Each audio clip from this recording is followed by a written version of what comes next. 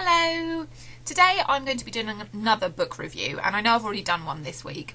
And this won't be common practice, mainly because I don't read books quick enough to give more than one book review per week, even if I do give one per week. But this is a book I read ages ago, well, a couple of months ago before I started doing these YouTube reviews. And it's so good that I do just have to tell you about it and kind of encourage you to go out and read it and buy it. It comes from the teen section in the library, and I've told you before how I was a bit kind of apprehensive about reading teen books. I thought they'd be a bit childish, or just mainly the fantasy werewolves and vampires and zombies and things like that. But they're not all of them. There are those fantasy books in the teen section, but there are some really kind of profound, well-written, just amazing pieces of literature. So although it's a teen book or a children's book, if you follow if you have a look on Amazon class it as a children's book, but whatever, it's a brilliant book. So don't worry about what category it's in. And it is The Bunker Diary by Kevin Brooks, and it is just brilliant. But I'll read you the blurb and then I'll tell you about the book. I can't believe I fell for it. It was still dark when I woke up this morning. As soon as my eyes opened, I knew where I was. A low-ceilinged rectangular building made entirely of whitewashed concrete. There are 6 little rooms along the main corridor. There are no windows, no doors. The lift is the only way in or out. What's he going to do to me? What am I going to do? If I'm right, the lift will come down in 5 minutes. It did. Only this time it wasn't empty. Dun dun dun. I mean, that blurb just hooked me straight away. As the title suggests, it is a diary, and it's the diary of the main character, Linus. And Linus is 16 years old and he's homeless. And he's living in London, and he lives on the streets, and he plays his guitar, and he's got some, kind of friends that are homeless, but he's not close to his family. And the frightening thing that I found with this book was that it's set somewhere that I recognise. It's set in England, and Linus is at Liverpool Street Station in London train station. And I travel down to London quite a lot by train, and that's the station I come in at. And it's frightening to think that something like this could happen there. I mean, it could happen anywhere, but when it mentions places you recognise and that you go to quite a lot, it kind of makes you feel a little bit unnerved. So he's at Liverpool Street Station early in the morning, and he sees a man outside struggling to get things in and out of a van. The man appears to be blind, so Linus goes up to him, offers his help, and the man accepts, and he's in the van trying to, sort things out for this guy. And the next thing he knows is that he's got a cloth over his face and he's being drugged, and he gets knocked out. He wakes up, like it says on the back there, in this room. And he doesn't know where he is, what's happened, he's all disorientated. And he eventually realises that it's an underground bunker. There's no windows. There's you bang on the walls. He just realised where he was, and the story is his diary through his experiences in this bunker. He does a bit of exploring when he gets there, and he finds that in the 6 bedrooms, apart from a bed, there's also a Bible in each room, some notepaper and a pen in each room. So he uses the pen and paper to write down his experiences there, just as proof of what is going on if he manages to escape, or if he's set free, or even if he's not set free, if somebody happens to find them or find him, because he doesn't realise more people will be coming. That's what the diary is there for. So he's down there on his own with no food, no water, and he can't kind of contact anybody. There's no way of contacting anyone. And after a few days, well, the lift, it goes up and down, or it comes down at the same time every day, and there's nothing ever in there, and and it just goes back up again.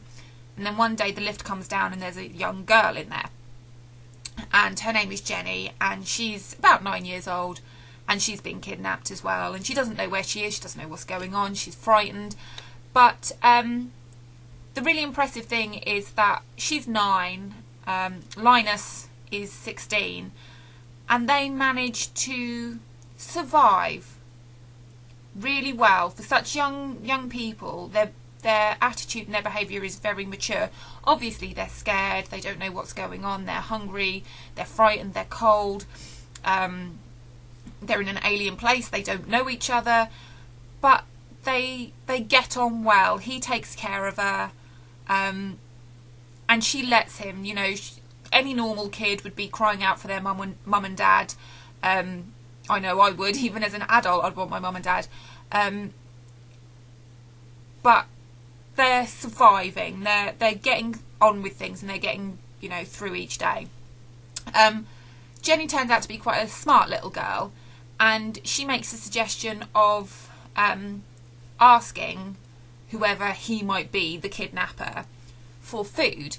And Linus doesn't think it's going to work, because what kind of guy kidnaps a young child and then happily gives over food and everything? But she said there's no harm in trying.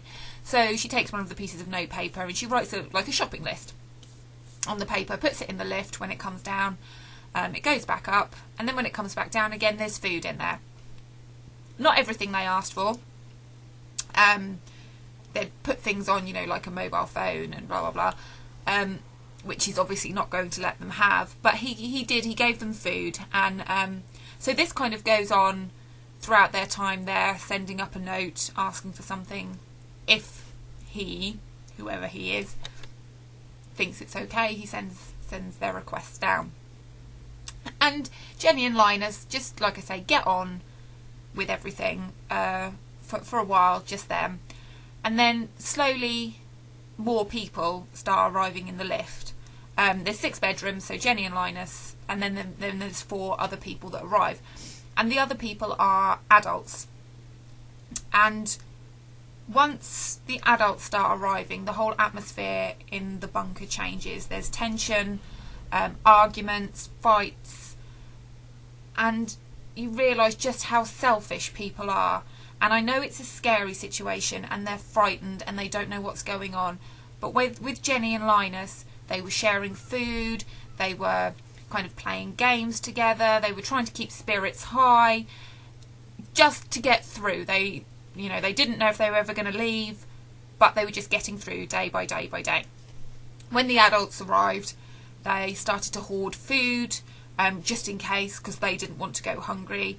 They were fighting with each other. They were just causing a lot of problems, and it was just impressive to see how well the younger two, or how mature the younger two were compared to these 4 adults who were supposed to be mature. And kind of as the time goes on, they're finding it increasingly difficult. There's no clue or anything that they're ever going to leave. And eventually they find out that there are cameras and like listening devices in the ceiling. And to get the attention of him, the kidnapper, they try to break these listening devices and these cameras, but they get punished for it, and they get electrocuted and they get gassed, and yeah, it's just really, really horrible. And eventually the food stops coming down and the water stops coming. And I won't give away the ending, but it is superb. It's one of the best books I have ever read in my life. The only book that has affected me the way this book did was The Book Thief by Marcus Zusak, that left me completely cold and crying when I finished reading it. And I cry at films all the time. An animal dies in a film and I'm in floods of tears. But The Book Thief just left me in floods of tears. I don't think I cried when I finished reading this, but it it really resonated. It's still in my head. It's horrific, and it is frightening, and it's dark, and it's subtle. It's not a kind of outright scary book. It's very subtle. And with the diary, you can see how Linus goes from, you know, a coherent young man, you know, fairly intelligent, to kind of, you can see his mind is going. He, you know, without food, without water, he becomes delirious. He starts going mad, which, you know, anyone would, you know, without nourishment.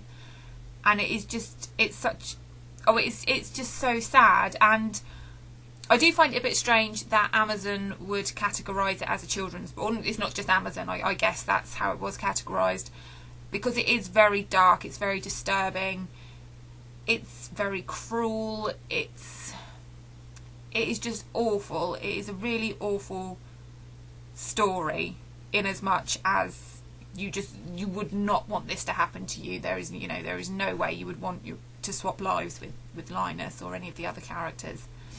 But I think it's too dark for children, and I don't think children should be censored. But if I had kids, I don't think I'd let them read this until they were kind of in their, you know, mid-teens, because it is, like I say, it's very dark and it's very disturbing. But as an adult reading this, it is brilliant. It is so, like I say, it's haunting. It really, really is haunting. So I would recommend this. I would recommend you go out and borrow this from your library, or buy it, or just find some way of reading it, because, like I say, I've not felt this way since reading The Book Thief, and I read that about 10 years ago, and no book since then has even matched it until this one. So read this, please read it, and let me know what you think of the book if you do read it in the comments below. Just let me know what you thought of it. And please also subscribe to my channel to hear more book reviews, and to get some writing advice from me, and to find out a bit more about my writing and what I get up to in my writerly world. So I hope you enjoyed this video, and I will see you soon.